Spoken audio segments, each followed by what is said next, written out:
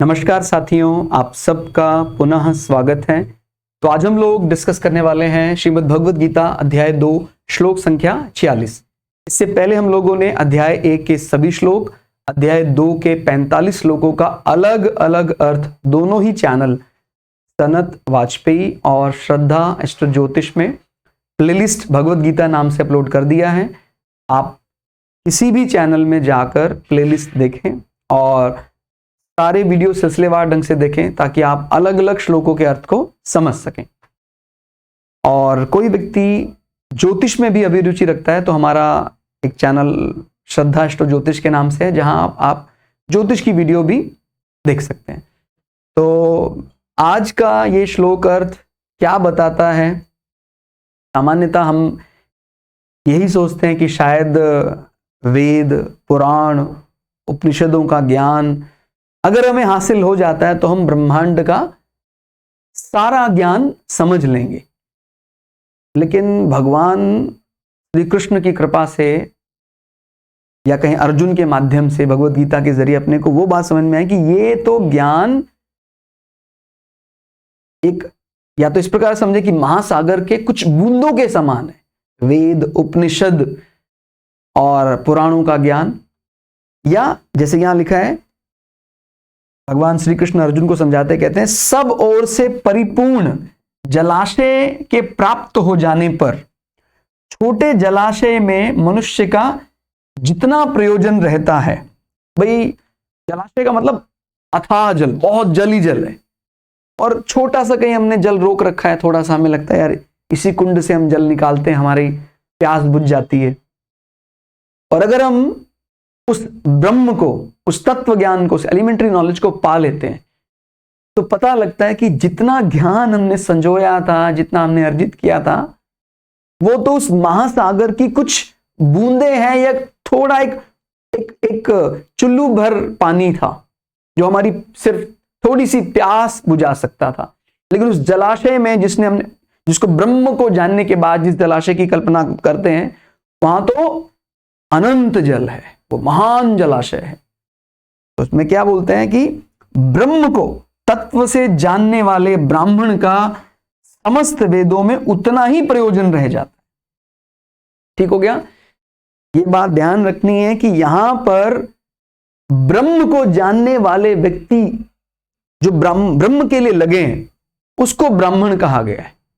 ठीक हो गया? यहां पर मुख्य रूप से जो उसी की उपासना में लगे हैं। भाई मैं अगर अपने ही संसार में रम गया हूं, मुझे अर्थोपार्जन का ही, केवल अर्थोपार्जन का ही महत्व है, मुझे अपनी इच्छा पूर्ति ही करनी है, तो फिर हम ब्रह्म की प्राप्ति के लिए थोड़ी लगे हैं।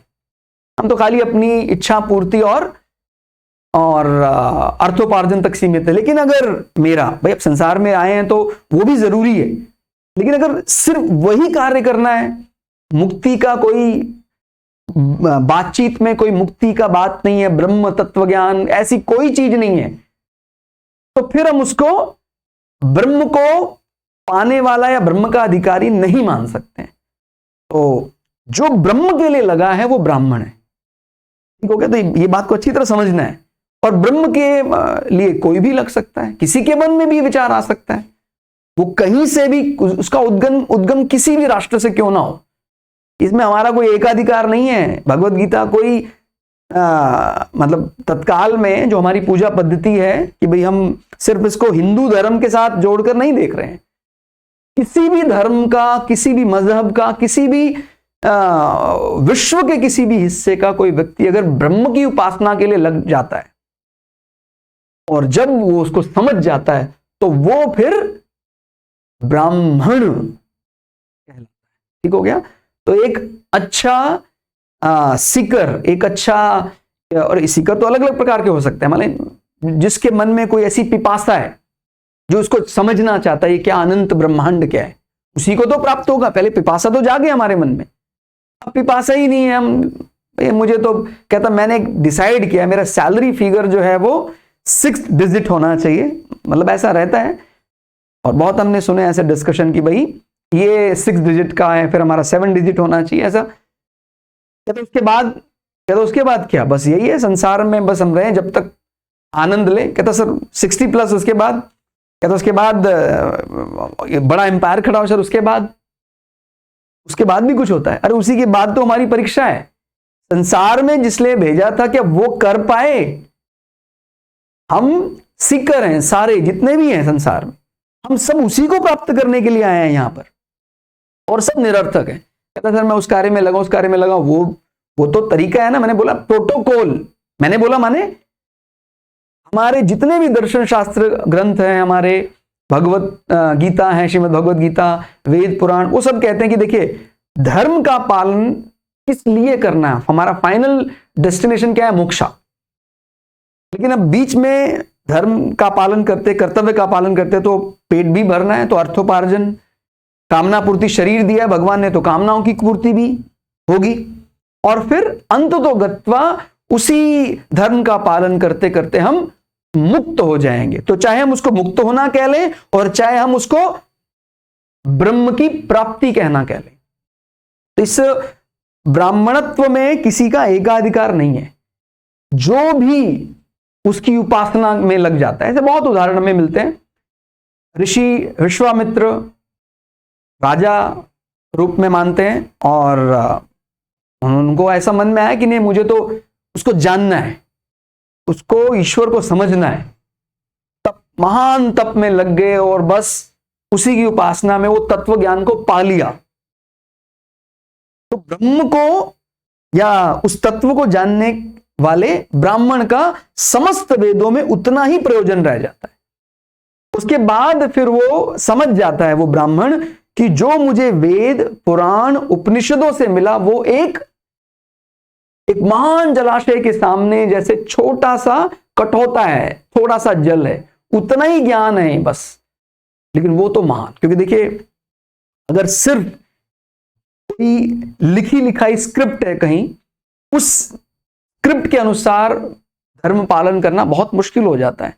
और हमने ऐसा देखा है हमारे अपने ही पुराणों में कि जो हमारी चली आ रही मान्यताएं उससे अलग हटकर भी धर्म को परिभाषित किया गया। कई बार हमें लगता है यार ये धर्म कैसे हो सकता है, कई बार हमें धर्म संकट आया कि यार ये तो गलत है। हम उसी जलजाल में फंसे रहते कि भाई किताब में ऐसा लिखा हुआ, आपने ऐसा कर दिया, फिर भी वो धर्मानुसार सही है। बहुत लोग हैं ऐसे अंतर्गत तर्क करने वाले कि भाई अश्वत्थामा मारा गया, ये बोला गया गुरु द्रोणाचार्य के सामने, और उसके बाद उन्होंने हथियार डाल दिए और उनकी गर्दन जो अग्नि से उत्पन्न हुए थे दृष्टद्युम्न, उन्होंने उनको मार दिया, उनकी हत्या कर दी।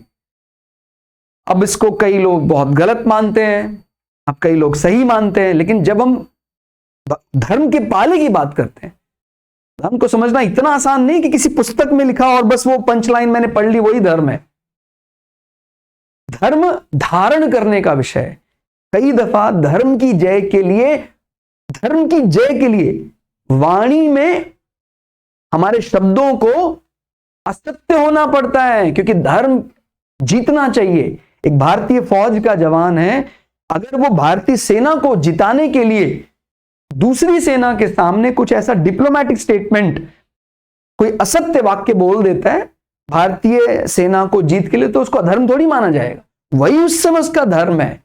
तो खाली वाणी से सत्य बोलना वो धर्म नहीं है। धर्म पक्ष की जीत के लिए अगर वाणी से असत्य भी बोला जाए और उससे धर्म जयी हो जाए, हम उससे भारतीय सेना विजयी हो जाए, वो तो इसीलिए मैंने बोला इसका निर्णय कौन करता है। कहता भी हमने तो उस एक बुक में पढ़ा था, उसका उतना ही प्रयोजन है। और जब हम महान जलाशय को जब प्राप्त कर लेंगे तो हमें पता लगेगा कि धर्म के कितने अलग अलग सूक्ष्म रूप है, तो हमें उसी को पाने का प्रयास करना चाहिए। लेकिन जब तक हम उसको पा नहीं लेते हैं तब तक हम उस छोटे जलाशय को या उस कटोते का अवहेलना नहीं कर सकते, उसको दूर नहीं कर सकते हैं, क्योंकि उस बड़े जलाशय में जाने का जो लक्ष्य है या उस जल के जो कैरेक्टरिस्टिक्स हैं, उस महासागर में कैसा जल मिलेगा, उसकी जो प्यास कैसे बुझाता है, वो तो यही बताएगा। क्योंकि जलाशय में जल ज्यादा है, इसमें जल कम है, लेकिन जल तो इसमें मौजूद है जो एक पिपासु की प्यास बुझा सकता है। ठीक हो गया। तो बस, लेकिन हाँ, जो हमारे मन में हमारी कल्पना है कि अनंत सुख होना चाहिए, परमानंद होना चाहिए, वो इससे बहुत विशाल है। जो हमारा ज्ञान हमें दिखाई देता है वेदों के रूप में, उपनिषदों के रूप में, पुराणों के रूप में, उससे बहुत बड़ा ज्ञान हम हासिल कर लेंगे जब हम उस ब्रह्म को जान लेंगे। ठीक हो गया। और ब्रह्म को जानने का यही तरीका है कि भाई हम अपने धर्म का पालन करें, अपने कर्तव्य का पालन करें। धर्म का मतलब यहां पूजा पद्धति नहीं है।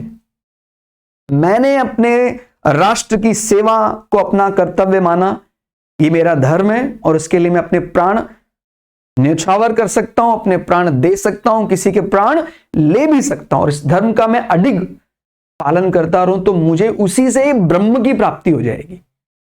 ठीक हो गया। तो ये ध्यान रखना है, ब्रह्म की प्राप्ति करने वाला ब्राह्मण, और इस ब्राह्मणत्व में किसी देश का एकाधिकार नहीं हो सकता है। दुनिया के किसी भी हिस्से में रहने वाला व्यक्ति जो इस ब्रह्म की उपासना में लगा है, उसको जानने में लगा है, उसको ब्राह्मण कहा गया है। ठीक हो गया।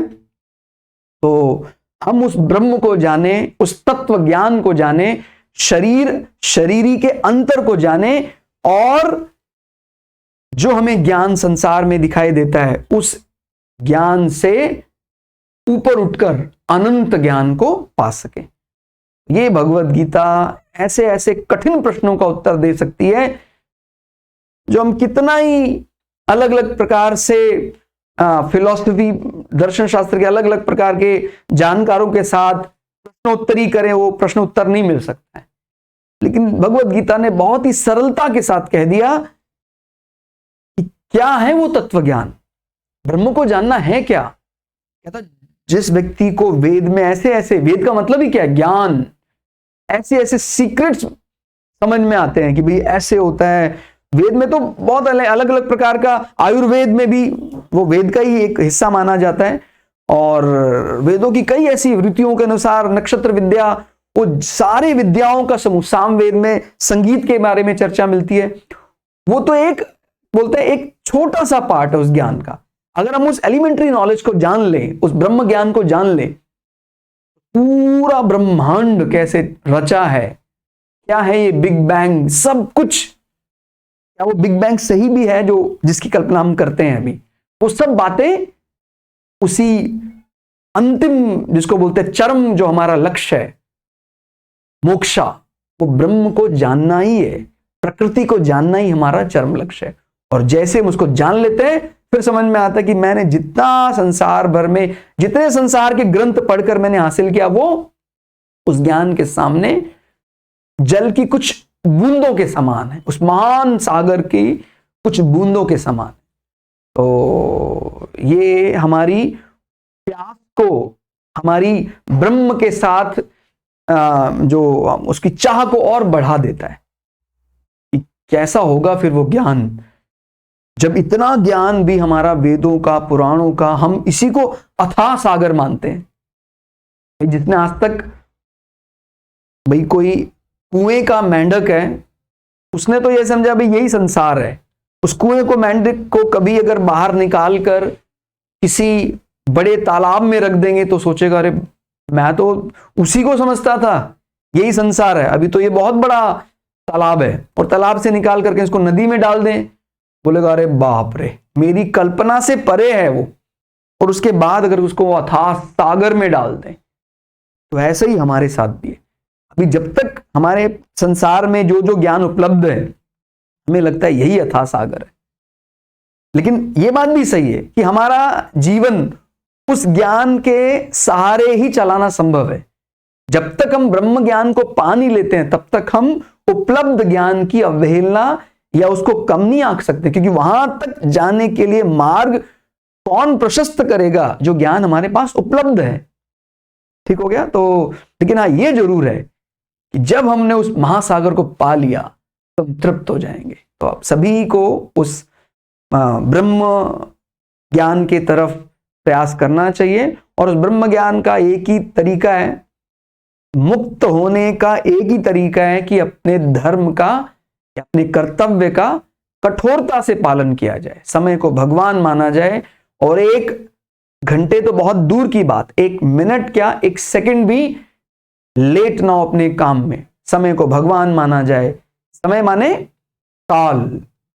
काल भारतीय दर्शन में या भारतीय धर्म में सबसे ज्यादा आदरणीय कहा जा सकता है, काल, महाकाल। तो ये काल शब्द जिसको टेंस बोलते हैं, किससे संबंधित है? कहीं ना कहीं समय से। तो समय को ही भगवान मानकर कर्तव्य परायण होकर लगे रहें और उस ब्रह्म को जानकर जन्म जन्मांतर के चक्र से मुक्त हो।